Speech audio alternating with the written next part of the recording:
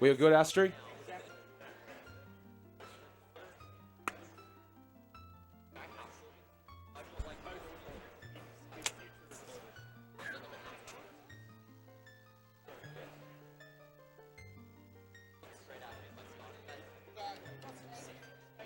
Holy crap, there's a lot of people.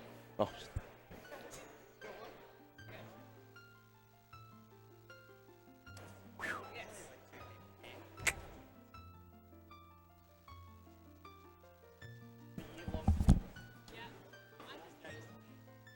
Yep. Okay.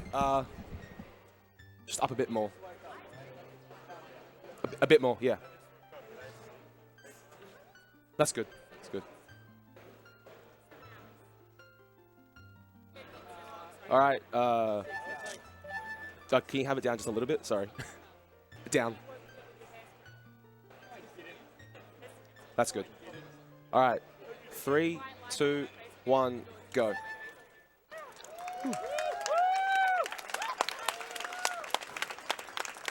All right, everyone. Hope you're all having a good PAX so far. My name is Mikami, and I am doing an Ocarina of Time speedrun today. And the category we're doing is called Ganonless. So this intro plays out for about 2 minutes, so I guess I could explain a bit about what this category involves. So some of you who may have saw my run last year, I showcased the any % category, whereby any glitches could go, and you could use whatever techniques you want to get to the end of the game.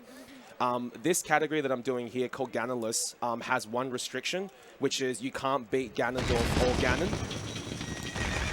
So the reason why we have this restriction category is because this actually used to be the old any % run.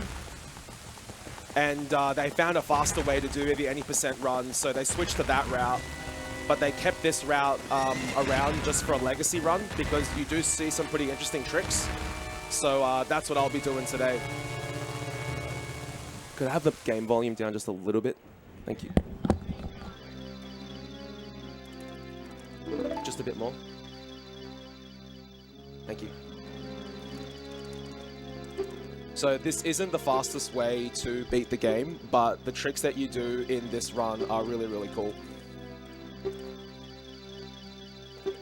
So most people often ask, why am I playing on the Japanese version? I often like to trick people and say I can read Japanese, and they believe me. But the actual reason is, well, I can't read Japanese, confession. But we play on Japanese because it's the fastest version in terms of text speed. So if you have an American version that's in English, you can still do all the tricks that I'm doing here, provided you have version 1.0 of the game. So the only difference between Japanese 1.0 and English 1.0 is just the text speed. You can say more for less in Japanese, so that's why we use it. In this specific speedrun, I don't know how much time Japanese saves over English, but it is what it is. So a few versions of this game have come out over the years. The majority of the speedruns that I normally do are on the Wii Virtual Console version. The only reason I'm on the Nintendo 64 version is because Nintendo 64 got access to versions 1.0, 1.1, and 1.2 of the game. Unfortunately, the Wii Virtual Console version only got access to 1.2. So in order to do this particular run, there are glitches that only work on version 1.0 of the game. Hence why I'm on Nintendo 64. So we're just going to mash through this text and proceed with the run.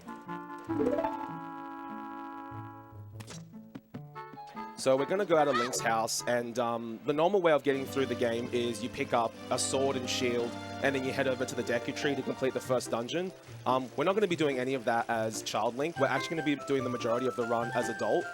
However, we do need to do a bit of a setup for Child. So Child is mainly just setting up for Adult. A lot of people also... Oops. A lot of people often ask why I backwalk and roll and not just walk forward. Back rolling, rolling, and side hopping are the fastest form of movement in this game. The general rule is if you have to roll 4 or more times in a straight line direction, it's generally faster to turn around and backwalk. So you'll see me use a combination of rolling, backwalking, and sometimes side hopping. Side hops are the fastest way to move throughout the game, except in order for it to be completely efficient, you need all your side hops to be frame perfect. And for a human, that's not viable, so we just use a combination of all three. So I'm just doing a bit of rupee collection here because I'm going to need to buy 2 Deku sticks and a set of Deku nuts. So there's actually a rupee behind the counter here. Not many people know about that. So we buy 2 Deku sticks, and unfortunately that shopkeeper will be bouncing all of his life. He must have pretty strong calves at this point, I imagine. So we buy 2 Deku sticks and a set of Deku nuts, and we're actually going to leave the forest now. So normally you can only leave the forest when you clear the Deku tree, but there are a few ways to get out early, and I'm going to be exploiting one of them. It's going through the Lost Woods. So I'm going to roll this way. I'm going to collect these 5 rupees here. It's not absolutely essential that I collect them, but it's just for safety.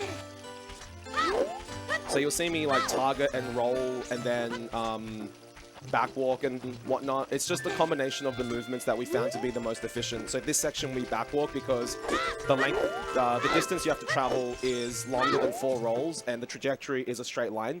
So that's why we do that. So here, because I have to curve a lot, you'll see me roll a lot versus backwalking. So this is, I guess, the first glitch that we use in this category. So I'll just set it up and I'll explain what actually happened. Good. So we escaped the forest early. That trick is commonly known as Aqua Escape because the loading zone to Zora's River here actually extends all the way up past that. So normally there's like a hole that's at the bottom. And in order to access that hole, you need to get the silver scale and swim through it. But the loading zone actually extends all the way up just because of poor programming. And that angle that I jump slashed at, the setup was to get a very specific angle and jump slash at the block such that I don't break my stick. But because it's an acute angle, they miss that in the programming, so you're able just to like swim through it and hit the loading zone. So we'll just swim through here, collect these rupees, and we're going to be doing another glitch right now. So I'll set this up. This is called a Water Extended Super Slide, or a WES. So when you jump slash and you travel through water, you actually have a bit of momentum coming out of the water. And normally what will happen is the game will stop you and then you just slide a bit and stop. But if you hold a very specific position on your controller, which we call ESS position, you're actually able to maintain that momentum coming out of the water and just keep sliding back. And the reason it's called a Water Extended Super Slide is because we use water to get our initial momentum. The reason we do that is because A, it's faster, but the other reason is that there's actually an owl right above Kakariko Village, and he'll talk to you if you don't do that WES. The reason we do that Water Extended Super Slide also is it puts Link into what's called a busy animation, or a busy state, and when Link's in a busy state, no NPCs can interact with him. So we often do a lot of things just to skip talking to an owl or skip talking to an NPC because it's generally slower.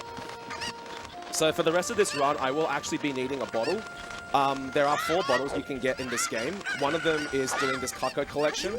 The other one is going to Lun Lun Ranch, playing the Kako game with Talon. The other one is to get Letter in the Bottle from Lake Hylia. And the other one is to collect all 10 big Poes as adult. This is by far the fastest bottle. Now these Kakos here actually have a bit of RNG to them. Their starting positions are completely random, but you can manipulate them somewhat. Because once you throw a Kako and then it starts to run away, it actually runs away from Link. So we can actually use that to manipulate where we want the Kakos to go. So where I'm throwing them are actually like kind of planned because I want them either all bunched up in a single spot or I want them in an area where it's easy for me to collect later. So we'll just grab this one up here. This one starting all the way up here is actually pretty bad, but it is what it is. The best case you can get is he's like right near the ladder as you climb up. So I'll drop here. I'll collect this one. Collect this one. Gonna Deku Nut them, which actually like aggravates them and they move towards the pen. So as you can see, they're moving away from me, but they're all in like this rough spot.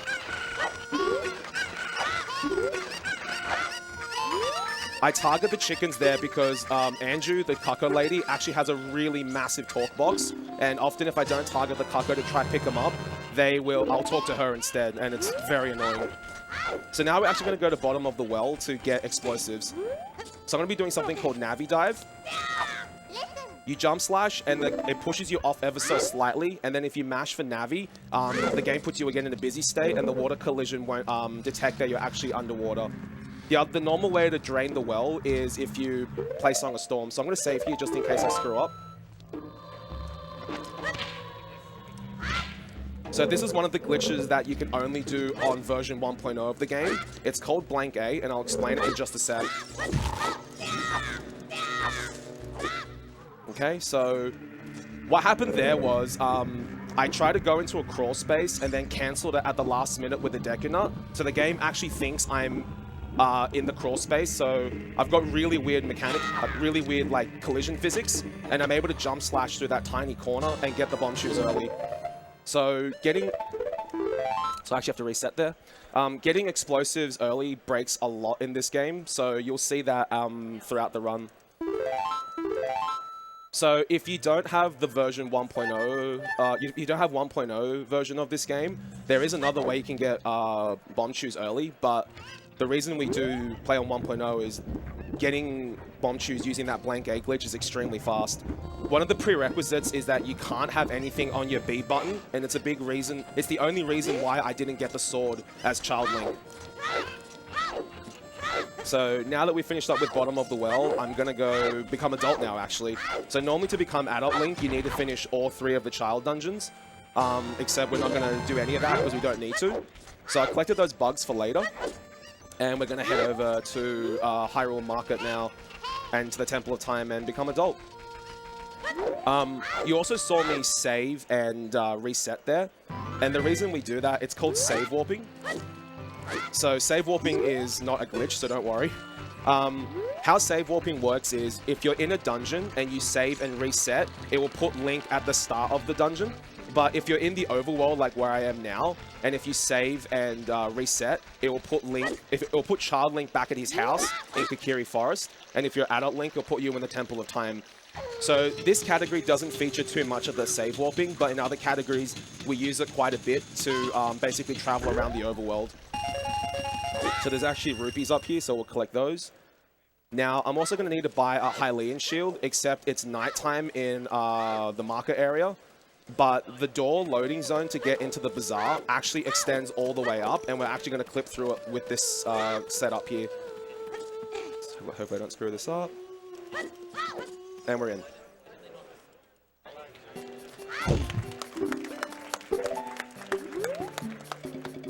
If you have a sword, it's actually a lot more lenient. You just run at the door and jump slash, and it puts Link just high enough to clip through. So now that we've got the Hylian shield, we can become adult now. If I didn't get that Hylian shield, there is one other one in the graveyard, which I could have gotten, but just with the route that I do, it's actually faster to do it like that. So we're actually going to be doing one of the biggest sequence breaks in this run now. It's called Door of Time Skip, or Dot Skip. There's actually, the Door of Time that's blocking us from the Master Sword actually has a really tiny gap that the programmers forgot to, like, I guess, patch up. And if you do something called a backward side hop, you're actually able to get enough momentum to squeeze past there. So I'm just going to set it up now. Oops. Okay, one sec.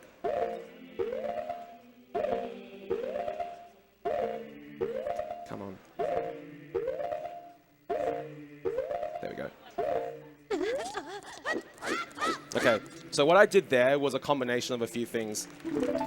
Thank you. The first one was I did what's called a backward side hop. So normally when Link side hops, he goes, surprise, to the side. But if you do a slight downwards angle roll, he'll roll to the side, and then when you input side hop on a specific frame, he'll actually go backwards. And that backwards side hop gives us enough momentum to clip through the tiny gap that exists between the Master Sword and the Temple of Time. And the other thing you saw me do there was called pause buffering. You can actually advance the game frame by frame.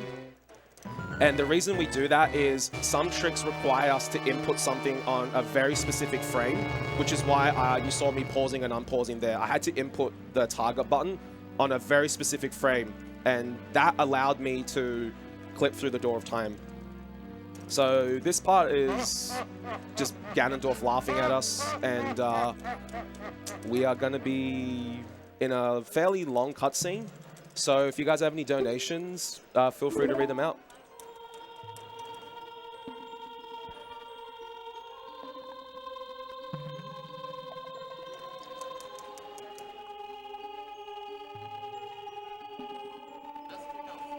We got one? Sweet.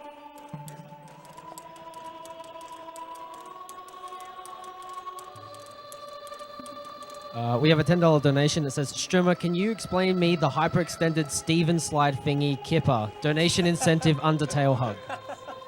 Who was it from, can I ask? They did not leave a name.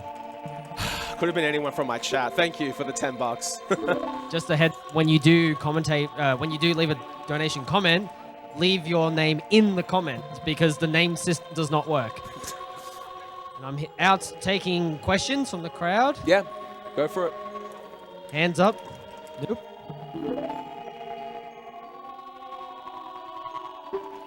Yeah, if you have any questions about the run, feel free to ask at any point. I'll be more than happy to answer for you.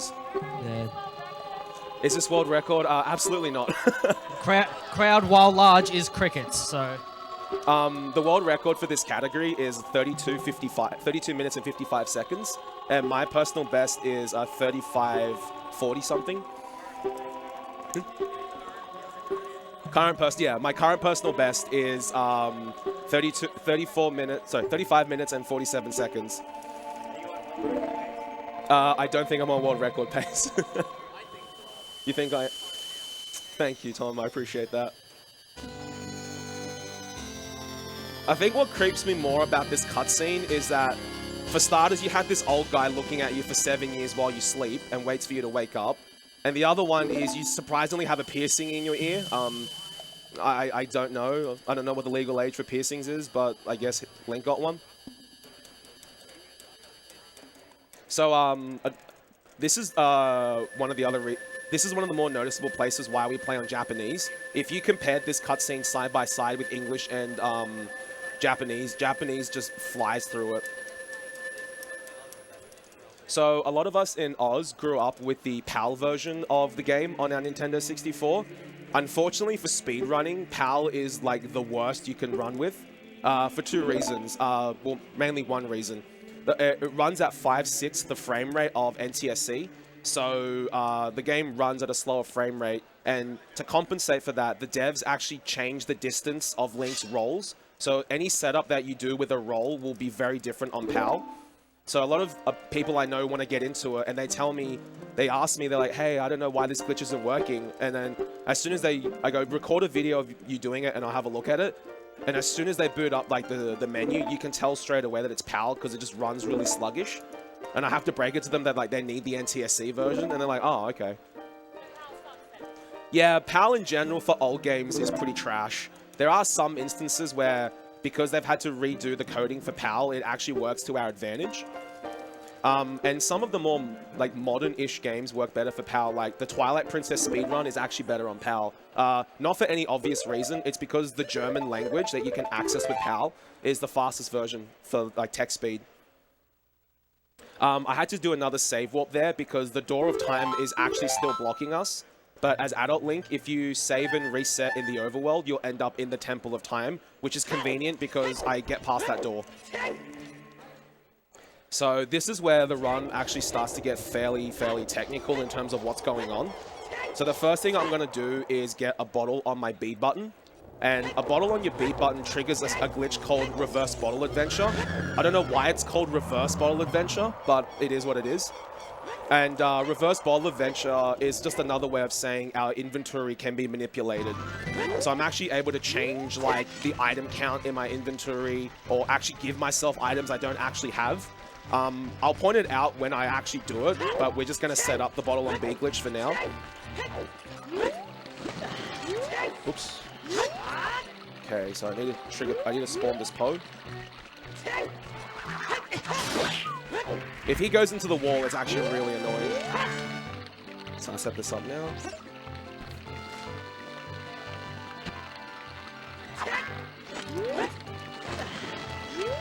So that's a bottle on our B button, and that triggers RBA. So reverse bottle adventure, also known as RBA. And RBA looks for what's on your B button in terms of the bottle and what is on your C right button.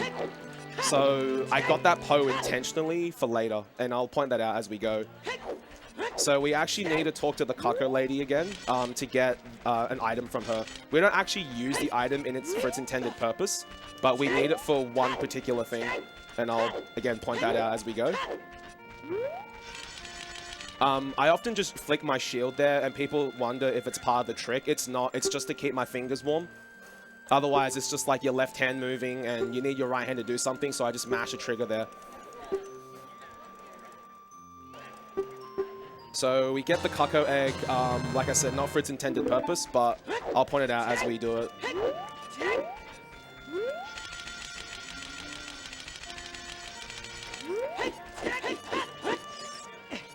So I'll climb up the stairs, and where we're going next is Goron City. Because we actually, the only dungeon that we do in this run is Fire Temple. And so in order to complete the Fire Temple with the run that I'm doing, I need the Goron Tunic. If you have 5 hearts or more, you can actually beat Fire Temple without the Tunic, but because I only get 3, I'll need it. So if I can set this up. So this is called a hyperextend. Oh, oops, missed it. That was called a hyper-extended super slide. So earlier in the run, you saw me do a water-extended super slide. A hyper-extended super slide uses explosives to get the momentum backwards. And a hyper-extended super slide is one of the fastest ways to move just throughout the game if you have explosives. If you watch a lot of the other speedrunners of Ocarina of Time do categories like 100%, you'll see them do the hyper-extended super slide or Hess quite a lot. But if I miss it, it's fine. It saves about 10 seconds because I would have done the hyper-extended super slide all the way up Death Mountain Trail to get into Goron City. It looks really cool, but I targeted the Tektite and lost all my momentum. So we need to stop this guy, and he can chat a lot. Good. So he's actually named after you, so he'll be called PAX 2017. And so you need to go through this set of text boxes to get the Goron Tunic. It's going to take a bit, so if you have any donations, feel free to read them out.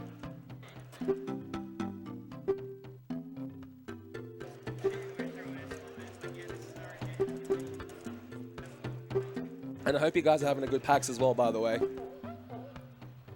We have a $5 donation that says, Milani, I came for a speedrun, not a let's play. Why can't you just do stuff unbuffered like ZFG, Kappa? Love JRP. So if you're unaware, that's the guy sitting next to him. JRP have a really nice love-hate relationship. He'll give me crap at times, but I know it's all in good fun. Thanks, JRP. Thanks for the 5.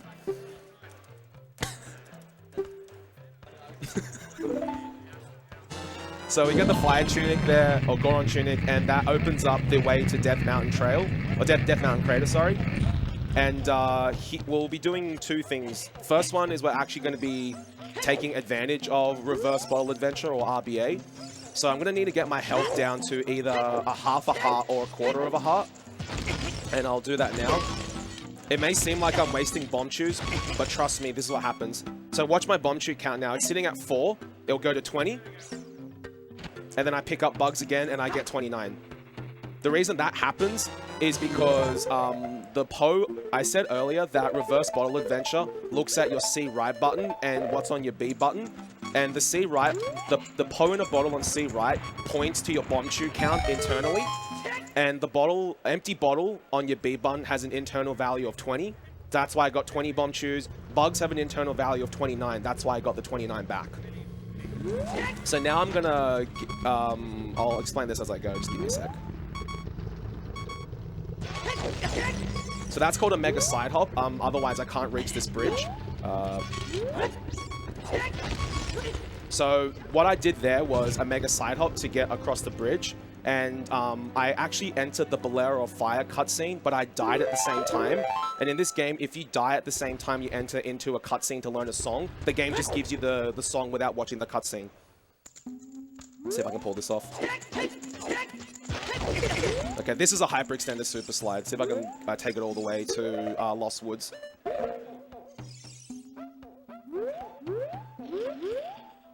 Ah, I hit this little corner there. Just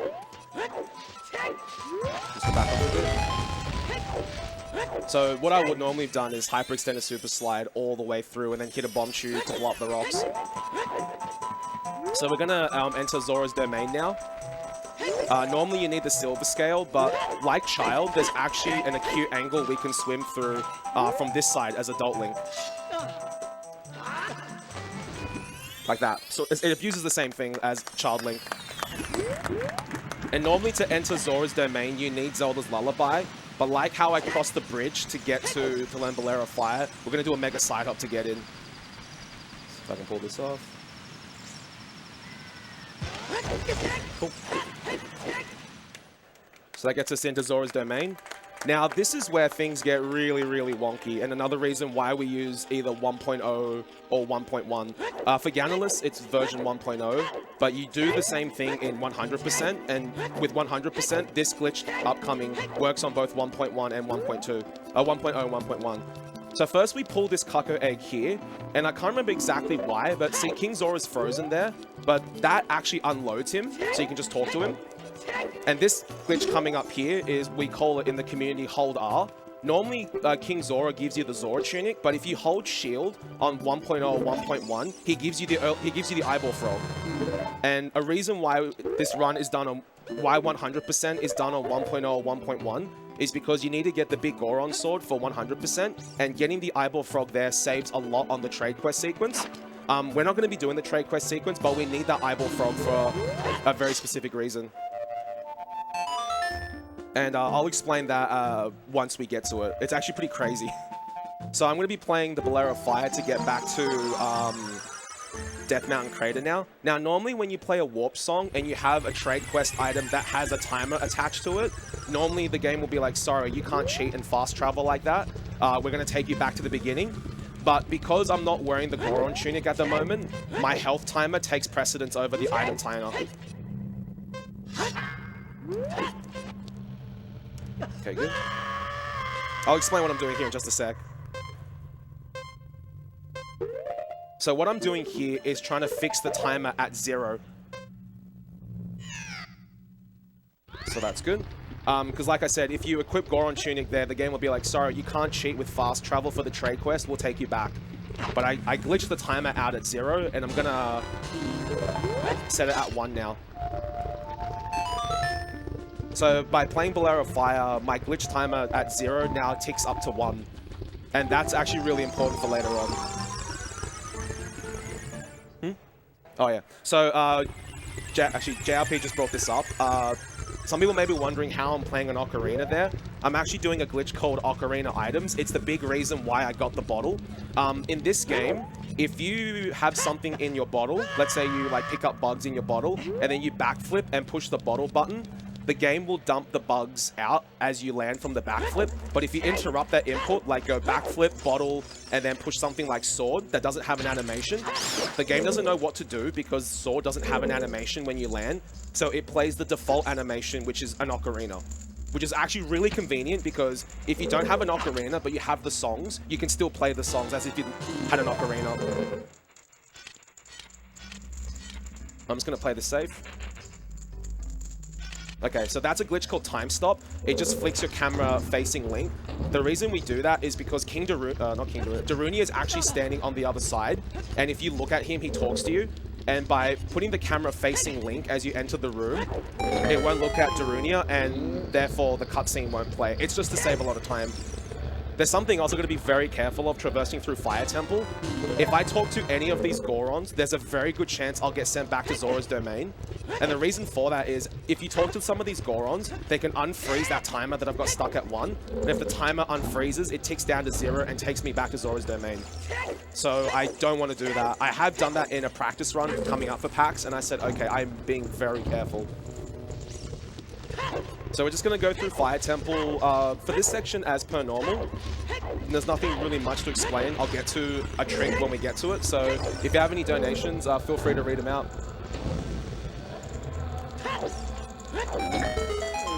Cool. In my stream, I often call these guys Wizard Gorons because they magically send you back to Zora's domain. So we're going to avoid the Wizard Gorons like crazy. Sorry? No, I'm actually quite careful because it's happened a few times when I've been on a really good pace and I'm like, okay, I'm going to just take extra precaution.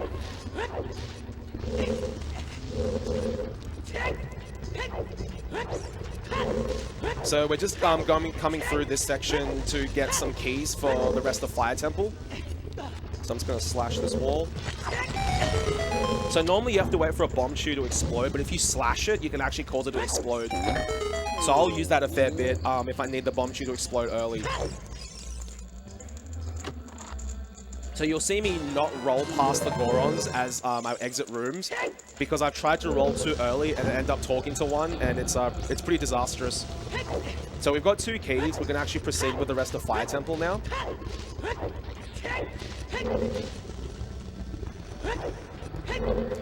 Oops.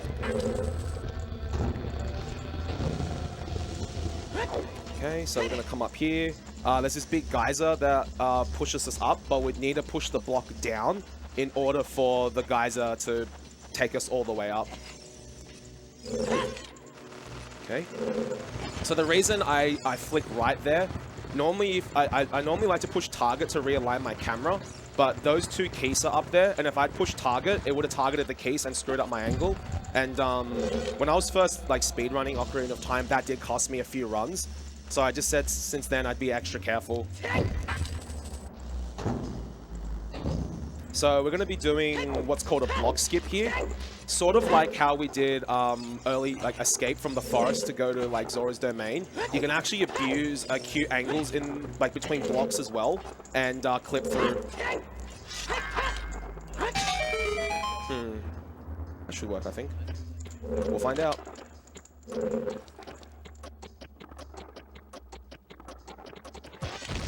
Good.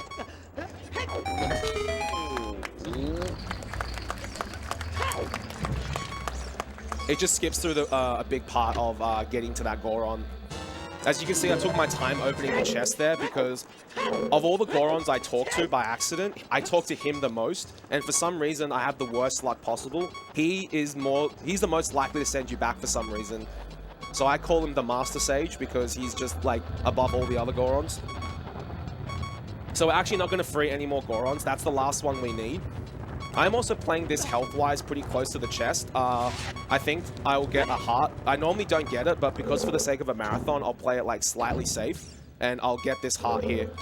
So normally in the run that I do, I don't get this one, but I don't want to die and then like not be able to continue the run for you guys. So we'll take some safety precautions. By safety precautions, I mean these skulls sometimes jump out the lava. And when I've been on half a heart, they'll just surprise me and I die. And I often can't see it happening. Like, you can't predict where they're going to jump, so it's just like a raffle. It's like, are they going to kill me? Alright, cool. So there's a fire maze coming up here. You normally have to take some pretty precise movement, but I'm just going to try to do another Hess to get past the maze.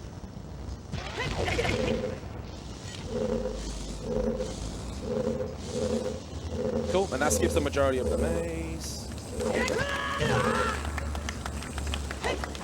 So that's a damage boost. That's actually not considered a glitch, because all you're doing is using invincibility frames and then you backflip past the wall. So what happened there was I blew up a fake door. If you try to open that door, the door will wobble and then slap Link. I've actually died. I've actually killed a run by accidentally trying to roll past the door, and the door just slaps me, and I'm like, oh, okay. First time that's happened. So you got these flare dancers here. There's a few ways you can get rid of them. The most common way is to use a hook shot and like pull them out. But if you hit a bomb chew against them, it actually can knock them out of whatever it is that's surrounding them. Cool. Okay, so that's one flare dancer done, and he's the only one we're gonna fight. What I could have done there, but I didn't pull it off, is if you climb that block as the animation plays of like clearing the room, the block will take you up early, so it just saves a bit of time, but it's not essential. So I'll need to hit that switch as well, and I'll just use a bomb shoe to do that. I used to miss this switch a fair bit, and then one of my moderators in my stream was like, hey, I found a little neat setup, and I'm like, alright, cool, I'll steal it. So I'll climb up here. We're gonna go to get the Megaton Hammer now. Sorry. So the reason I got extra health there is because these keys can be really, really annoying. I also want to be very careful here because in some runs where I've been a bit too ballsy, I have actually like fallen off. Because I was like, let's try be like pro and like swag, and it bit me in the ass, so I was like, alright, I'm not gonna try that anymore. So we get the Megaton Hammer, and then the last boss is Vivagia. So I'm just gonna wait for this keys to... Okay, good. So, see if I can pull this off.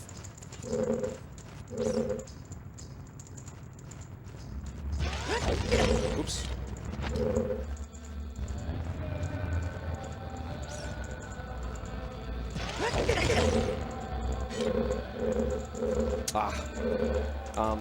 Let's try that again.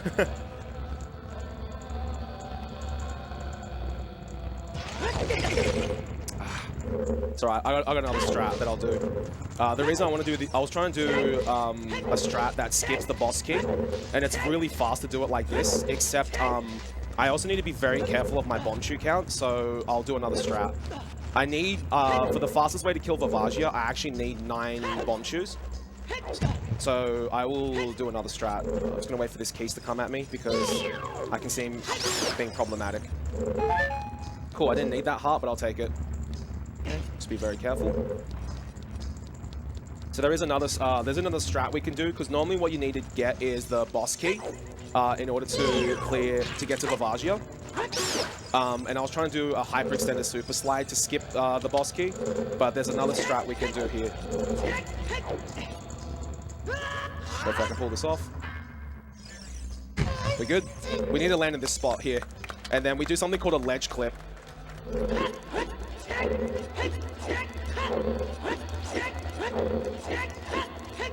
Good.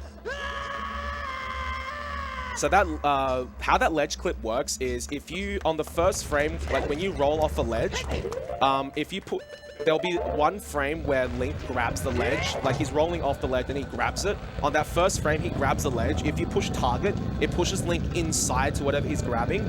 That was found by complete accident by a glitch hunter. And then when that got found, people started looking into it, and then we found a ton of applications for it. And yeah, it got discovered like a few years ago, and then yeah. So Vivagia can be an absolute troll of a boss. So I will play it fairly safe where I can because I don't want to lose the run now. So an interesting thing about Vivagia is he actually has 2 hitboxes, and I'll be abusing the hitbox that's underneath the lava rock that you see in front of me. So if I can pull this off. Oops.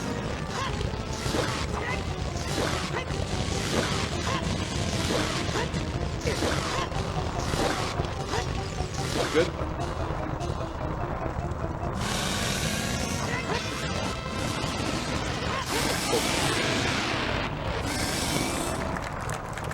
So what I did there is, like I said, Vivagia has 2 hitboxes, and one hitbox is below the lava, and one hitbox is like as he pops out, like the whack-a-mole style.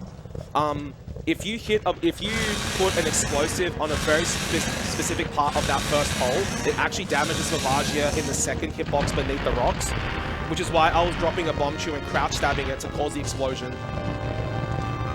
So run is actually almost up. I'll let you guys know when it's time. This last bit can also troll me, so fingers crossed we don't get trolled. Good. Alright, so here we go. This is why we needed to get the frog. I'll explain it as we go. So we want the health timer and the frog timer to overlap, and it causes some really funky stuff to happen.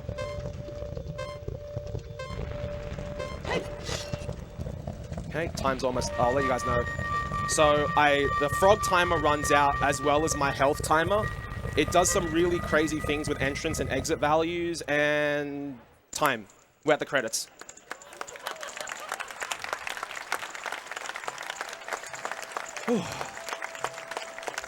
So that's the reason why I got the frog to set this up. For some reason, when the frog timer overlaps with your health timer, the game tries to take you back to Zora's domain, but because you're in the blue warp and you're about to die, the game doesn't know what to do, so it sends you here.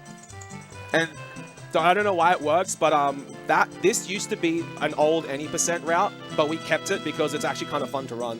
I hope you guys enjoyed that, and that's Ocarina of Time Ganonless. Thank you, everyone. Thank you very much, Mikami.